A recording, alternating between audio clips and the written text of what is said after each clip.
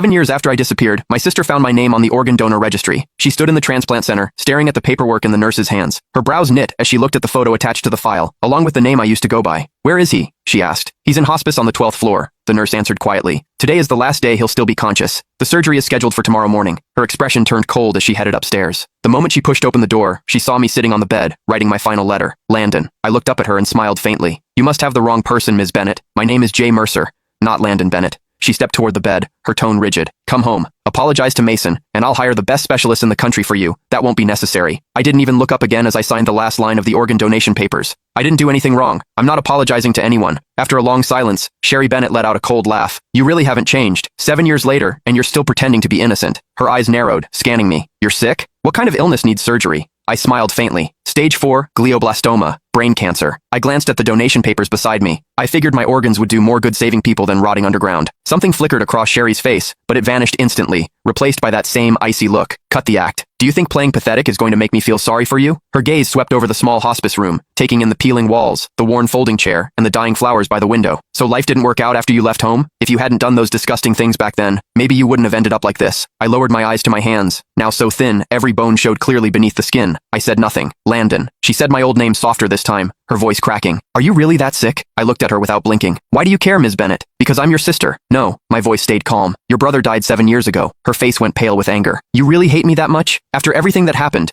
Are you seriously pretending you weren't the one who enough?" I cut her off. "You didn't come here to dig up the past. Say what you actually came to say." She opened her mouth, then hesitated, completely speechless. I gave a soft laugh. "Let me guess. Mason needs a new liver, doesn't he?" Sherry didn't answer. She didn't have to. The way her eyes avoided mine told me everything. I leaned back against the hospital bed, laughing under my breath. "So, that's it. After 7 years, he finally remembered he had an older brother. Today, you came here to ask for my liver?" "Not ask," she corrected sharply. "It's your duty. You agreed to donate before, and Mason needs you again now. He's your brother." I stared at her, amused by how ridiculous she sounded. "Sherry, when you kicked me out 7 years ago, why didn't you remember I was his brother then?" "That was your own fault," she snapped. "If you hadn't done those horrible things to Mason, if you hadn't framed him, I never would have kicked you out." Her voice shook with fury. "You're still lying. Still acting innocent. You think disappearing for 7 years erased what you did?" I slowly closed my eyes as numbness spread through my chest. Even now, she never doubted him. To her, I was always the villain. "Please leave. I need to rest." She grabbed my shoulder hard enough to hurt. "Listen carefully. Mason needs your liver." I opened my eyes, looking at her calmly. "Then he can wait for someone else. My organs are already promised to strangers." Her whole body shook with anger. "How can you be so heartless? Mason saved my life back then.